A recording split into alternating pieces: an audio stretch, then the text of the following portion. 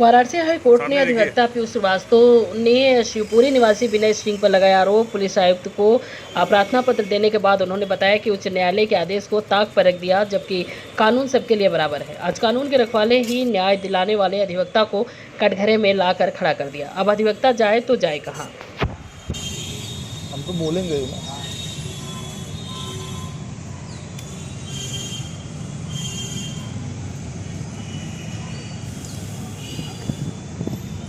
मुकदमा कब हुआ है? परसों पूरा डिटेल बताएंगे। विनय सिंह, प्रभात सिंह और श्वेता गुप्ता नाम 3 लोग शातिर किस्म के अपराधी ने लगभग करोड़ों रुपए। चलिए बताओ भैया। मेरा नाम अंकुर जायसवाल है। अंकुर, क्या हुआ है तुम्हारे संग, क्या फ्रॉड हुआ?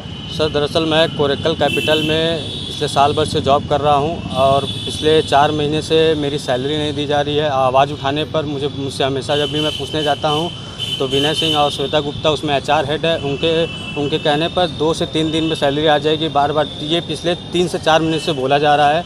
और उसके बाद जब मैं आवाज़ उठाया तो आवाज़ उठाने के बाद मुझे बोला गया कि तुमको जान से मार देंगे, हमको धमकी दी गई। उसके बाद विनय सिंह के द्वारा जो है कि कुछ भी कार्रवाई नहीं की जा रही है। वो बोल रहे हैं कि बार बार जब भी हम पूछने जाते हैं सैलरी के लिए तो बोला जाता है कि 2 से 3 दिन में आ जाएगी, लेकिन अभी तक कोई भी निष्पक्ष जाँच नहीं हुआ बाकी है।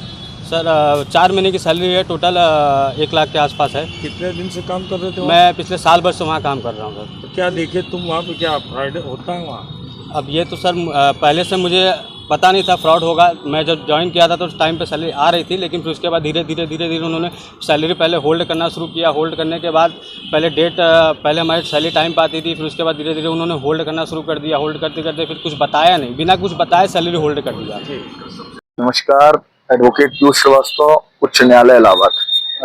क्या शिकायत है आप लोगों की, क्या मामला था?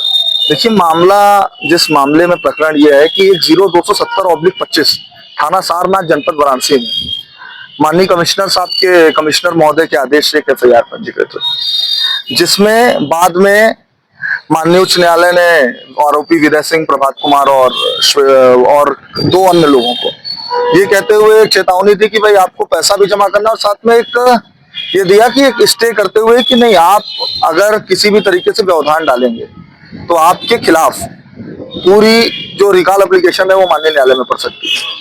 उसके संदर्भ में हम लोगों ने पुलिस को एक तहरीर दी।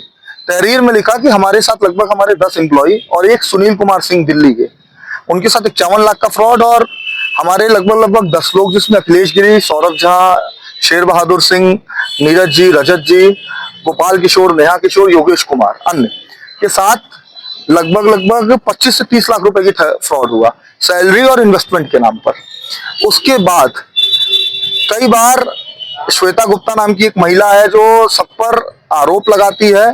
कई बार उसके आरोप को पुलिस ने भी खारिज किया और रिपोर्ट में भी कोई साक्ष्य सामने नहीं आया।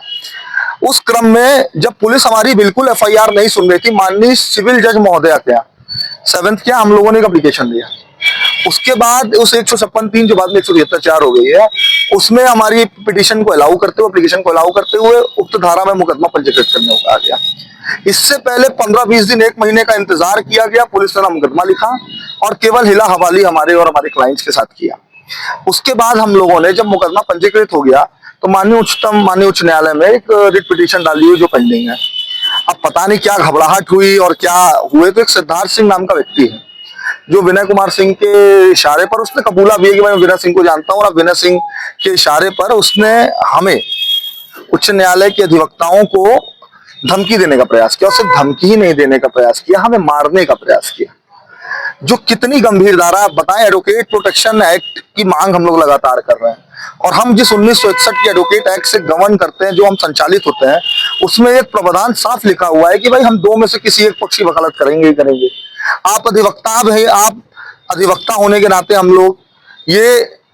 लोगों का एक दायित्व और एक जिम्मेदारी अपने क्लाइंट के प्रति जवाबदेही होती है कि हम उनकी वकालत करें और निष्पक्ष रूप से वकालत करें। जिसमें मेरे टेलीफोन पर नहीं, मेरे एक जो इसमें पूरा काम कर रहे थे, एक अखिलेश गिरी जी, उनके टेलीफोन पर धमकी आती है, उनको भद्दी भद्दी महाबहन की गालियां होती, जैसा आप लोग को पहले ही ऑडियो वायरल है, सब लोग देख रहा है।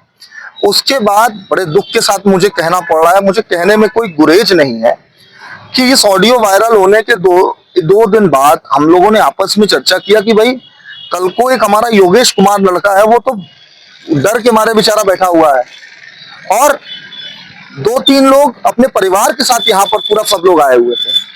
आने के बाद हमें मारने की और मुकदमा वापस लेने की धमकी। सबसे देखिए ये चीज है कि अगर अब तुम नहीं करोगे तो तुम्हारे परिवार को अच्छा नहीं होगा, तुम्हें जान से मार दिया जाएगा, तुम्हारी हत्या करा दी जाएगी और तुम्हें देख लिया जाएगा। तो हम लोग के तो भाई बॉस माननीय चीफ जस्टिस महोदय होते हैं, हमारे उच्च न्यायालय के कुछ अधिवक्ता जो उनका मेंशन भी, और उसके बाद मेंशन करके उसके बाद फिर यहाँ के लोकल अधिवक्ताओं को मैं धन्यवाद देना चाहूंगा कि लोकल अधिवक्ताओं के द्वारा लगातार हम लोगों को एक जो प्रयास मिला और जो एक तरीके से हम लोग को सहानुभूति और जो ताकत मिली, सारे लोग हम लोग कमिश्नर साहब के यहाँ गए। कमिश्नर क्या हम लोगों ने एप्लीकेशन दिया, उच्च न्यायालय से भी लोग आए, सभी लोगों ने इस बात को किया। और मैं धन्यवाद दूंगा अपने बार काउंसिल ऑफ इंडिया के सदस्य और मेंबर का कि बढ़ चढ़ करके बाहर के लोगों ने इसमें सहयोग किया और सब लोगों ने एक सुर में मेरे पक्ष में ये कहा कि भाई ऑडियो वायरल है, पुलिस को एफआईआर करनी चाहिए। पुलिस को इतना दबाव बाहर के बनाने के बाद फिर पुलिस ने एफआईआर दर्ज की।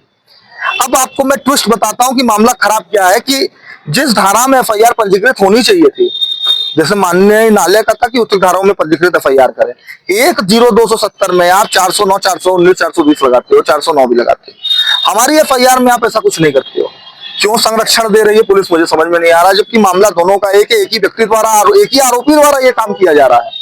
और उसके बाद हमें गाली गलौज होना, अधिवक्ताओं को ये होना, ये मामला माननीय न्यायालय तक भी गया। इसमें ऑलरेडी क्रिमिनल रिट पिटीशन है और हम लोग सुप्रीम कोर्ट की तैयारी कर रहे हैं। सुप्रीम कोर्ट में हम लोग वेकेशन के बाद जाएंगे और उनको पहले तो ये चेतावनी भी और इस तरीके का कृत्य बिल्कुल बर्दाश्त योग्य नहीं है। कितने लोग पीड़ित है इसमें? भैया लगभग मैं आपको बता दूं कि महोदय इसमें कम से कम जो हम लोगों के संज्ञान में है 11 तो मेरे साथ हैं, 4 लोगों ने और किया हुआ है। मतलब मुझे लगता है सैकड़ों हजारों की संख्या में, क्योंकि जब एक गबन हुआ कितने लगभग 200-300 करोड़ तो सामने, और ये बहुत बड़ा अमाउंट है।